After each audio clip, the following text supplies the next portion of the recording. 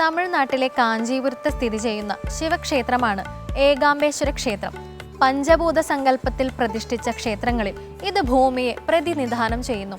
ഇവിടത്തെ ശിവലിംഗം പൃഥ്വിലിംഗം എന്നറിയപ്പെടുന്നു. ഏകാംബേശ്വര ക്ഷേത്രത്തിന്റെ വിശേഷങ്ങളാണ് ഇന്നത്തെ കഥയമമ്മയിൽ. എല്ലാ മാന്യ പ്രേക്ഷകർക്കും കഥയമമ്മയുടെ ഇന്നത്തെ അധ്യായത്തിലേക്ക് ഹാർദമായ സ്വാഗതം. ഈ വരുന്ന ഫെബ്രുവരി മാസം 15-ാം തീയതി മഹാശിവരാത്രിയാണ്. ഭഗവാൻ മഹാദേവനെ ഏറ്റവും പ്രാധാന്യത്തോടു കൂടി നമ്മളെല്ലാവരും ഭക്ത്യാദരവ് പൂർവ്വം ആരാധിക്കാൻ കാത്തിരിക്കുന്ന ഈ ആഴ്ചയിൽ ഈ വരുന്ന 5 ദിവസങ്ങളിലായി നമ്മൾ ഭഗവാന്റെ പഞ്ചഭൂത ലിംഗങ്ങളെക്കുറിച്ചാണ് കഥയമമ്മയിൽ സംസാരിക്കാൻ പോകുന്നത്. നമുക്കെല്ലാവർക്കും അറിയാം, ഭഗവാൻ മഹാദേവൻ എന്ന് പറയുന്ന ചൈതന്യം ഈ ലോകത്തിൻ്റെ മുഴുവൻ പിതൃസ്ഥാനം അലങ്കരിക്കുന്ന ആളാണ്.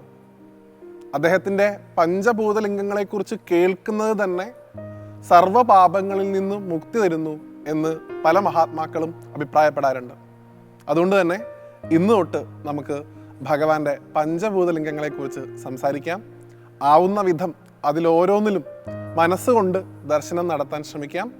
ഇന്നേ ദിവസം 1-ാം ദിവസം നമ്മൾ ഭഗവാന്റെ പഞ്ചഭൂതലിംഗങ്ങളിലെ ഒന്നാമത്തെ പൃഥ്വി തത്വത്തിലുള്ള ഭൂമി രൂപത്തിൽ ഭഗവാനെ ആരാധിക്കുന്ന ഏകാംബരേശ്വര ക്ഷേത്രത്തിൻ്റെ വിശേഷങ്ങളാണ് പരിശോധിക്കാൻ പോകുന്നത്.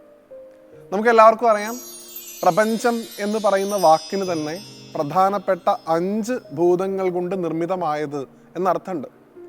ഏതൊക്കെയാണ് പഞ്ചഭൂതങ്ങൾ എന്ന് ചോദിക്കുകയാണെങ്കിൽ ഭൂമി, ജലം, വായു, ആകാശം, അഗ്നി, ഇങ്ങനെ 5 ഭൂതങ്ങൾ കൊണ്ടാണ് ഈ കാണാവുന്ന ചരാചരങ്ങളെ മുഴുവൻ സൃഷ്ടിക്കപ്പെട്ടിട്ടുള്ളത്.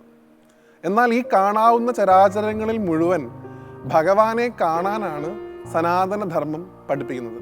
അങ്ങനെ സനാതനധർമ്മം ഉദ്ഘോഷിക്കുന്ന ഭൂമി തത്വത്തിൽ ഭഗവാനെ ആരാധിക്കുന്ന സ്ഥലമാണ് തമിഴ്നാട്ടിലെ കാഞ്ചീപുരത്തിനടുത്തായി സ്ഥിതി ചെയ്യുന്ന ഏകാംബരേശ്വര ക്ഷേത്രം.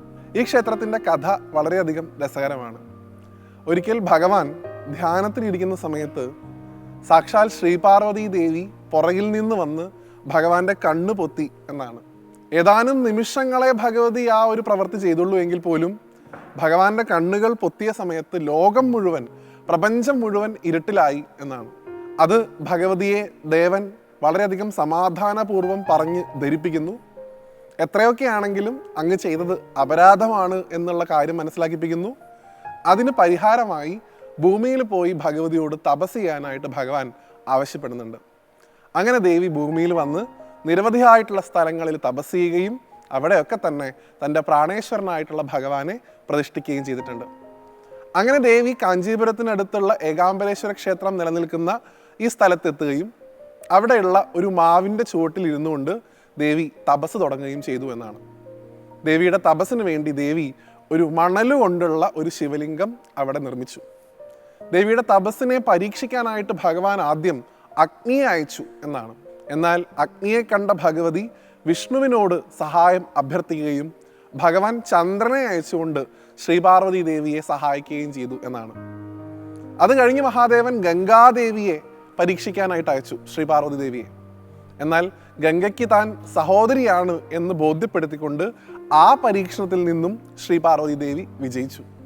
ഇങ്ങനെ തൻ്റെ ഓരോ പരീക്ഷണങ്ങളും കൃത്യമായിട്ട് നേരിട്ട ആ പാർവതി ദേവിയിൽ അത്യന്തം സന്തുഷ്ടനായിട്ടുള്ള മഹാദേവൻ ആ മാവിൻ വൃക്ഷത്തിൽ നിന്ന് പ്രത്യക്ഷനായി ഏകാംബരേശ്വരനായി ഭഗവതിയുടെ മുമ്പിൽ എന്നാണ് ഐതിഹ്യം പറയുന്നത്. അതുകൊണ്ട് അവിടെ ഭഗവാനെ ഏകാംബരേശ്വരൻ എന്ന പേരിൽ ആരാധിക്കുന്നു. ഭഗവാന്റെ പൃഥ്വി തത്വം, ഭൂമി രൂപത്തിൽ ഭഗവാനെ ആരാധിക്കുന്ന പഞ്ചഭൂതലിംഗങ്ങളിലെ ക്ഷേത്രമാണ് ദക്ഷിണേന്ത്യയിലെ കാഞ്ചീപുരത്തിനടുത്ത് സ്ഥിതി ചെയ്യുന്ന ഏകാംബരേശ്വര ക്ഷേത്രം. ഭഗവാനെ ഭൂമിയിൽ കാണാൻ വേണ്ടി നമ്മളിവിടെ ശീലിക്കുന്നു.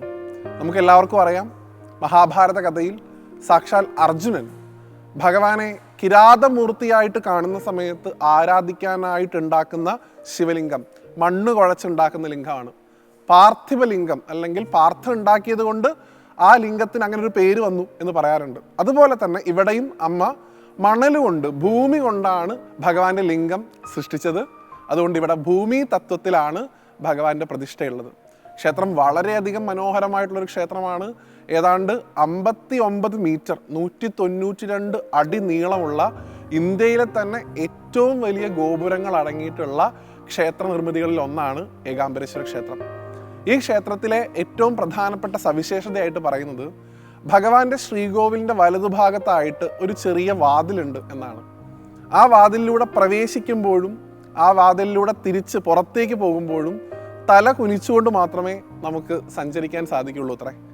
അതിനർത്ഥം ശരീരത്തിൻ്റെ 3 അവസ്ഥയെ, അതായത് യൗവനം, കൗമാരം, വാർദ്ധക്യം, ഈ 3 അവസ്ഥയിലൂടെയും കടന്നു പോകുന്ന തരത്തിൽ ആ ഭഗവാനെ കണ്ട് നമുക്ക് തിരിച്ചു പോകാൻ സാധിക്കും എന്നാണ്. അതുകൊണ്ട് തന്നെ ഏകാംബരേശ്വര ക്ഷേത്രത്തിൽ ദർശനം നടത്തുന്ന ആളുകൾക്ക് പുനർജന്മം ഉണ്ടാവില്ല എന്നൊരു വിശ്വാസവും നിലനിൽക്കുന്നുണ്ട്. അങ്ങനെ മനോഹരമായിട്ടുള്ള ക്ഷേത്ര നിർമ്മിതിയിൽ ഭഗവാൻ ഏകാംബരേശ്വരനായിട്ടിരിക്കുന്നു. സാക്ഷാൽ കാഞ്ചി കാമാക്ഷിയുടെ രൂപത്തിൽ സാക്ഷാൽ പരാശക്തിയായിട്ടുള്ള ശ്രീപാർവതി ദേവിയും അവിടെ വിരാജിക്കുന്നുണ്ട്. അങ്ങനെ ഈ ലോകത്തിൻ്റെ മുഴുവൻ മാതാപിതാക്കളായിട്ടുള്ള മഹാദേവൻ ഏകാംബരേശ്വരനായിട്ടും ശ്രീ പാർവതി ദേവി കാഞ്ചി കാമാക്ഷിയായിട്ടും വിരാജിക്കുന്ന ആ പുണ്യഭൂമിയിലേക്ക് ഏതെങ്കിലും ഒരു കാലഘട്ടത്തിൽ നമുക്കെല്ലാവർക്കും എത്താൻ സാധിക്കട്ടെ. ഇപ്പോൾ ഈ നിമിഷം ഭഗവാന്റെ ശിവരാത്രിയിലേക്ക് നമ്മൾ സഞ്ചരിച്ചു കൊണ്ടിരിക്കുന്ന ഈ അവസരത്തിൽ മനസ്സുകൊണ്ടെങ്കിലും ഭഗവാന്റെ ഏകാംബരേശ്വര ക്ഷേത്രത്തിൽ പോകാനും അവിടെ ഭഗവാനെ നമസ്കരിക്കാനുമുള്ളൊരു ഭാഗ്യം നമുക്ക് ഇവിടെ നമ്മൾ എവിടെയാണോ ഇപ്പോൾ ഉള്ളത് അവിടെ അനുസ്മരിച്ചുകൊണ്ട് ചെയ്യാനും സാധിക്കട്ടെ. എത്ര തവണ പഞ്ചാക്ഷരം ചൊല്ലാൻ സാധിക്കുമോ അത്രയും തവണ ഈ സമയത്ത് പഞ്ചാക്ഷരം കൊണ്ട് ഭഗവാനെ ആരാധിക്കാൻ നമുക്ക് സാധിക്കട്ടെ. ഓരോ തവണ പഞ്ചാക്ഷരം ചൊല്ലുമ്പോഴും നമ്മളുടെ മനസ്സിൽ ആ ശ്രീപാർവതി ദേവി ഭഗവാനെ ആരാധിക്കാനായിട്ട് ഏകാംബരേശ്വര ക്ഷേത്രത്തിൽ സ്ഥാപിച്ച ആ മണലുകൊണ്ടുള്ള അല്ലെങ്കിൽ ഭൂമി തത്വം കൊണ്ടുള്ള ശിവലിംഗത്തിൻ്റെ രൂപം ആത്മലിംഗമായിട്ട് നമ്മളുടെ ഓരോരുത്തരുടെയും മനസ്സിൽ പ്രകാശിക്കട്ടെ എന്ന് ഭഗവാനോട് പ്രാർത്ഥിച്ചുകൊണ്ട് അടുത്ത ഭഗവാന്റെ പഞ്ചഭൂതലിംഗങ്ങളിലെ ക്ഷേത്ര സന്നിധിയെക്കുറിച്ചുള്ള വിശേഷങ്ങളുമായി വീണ്ടും കാണുന്നതുവരെ എല്ലാവർക്കും നന്ദി, നമസ്തേ.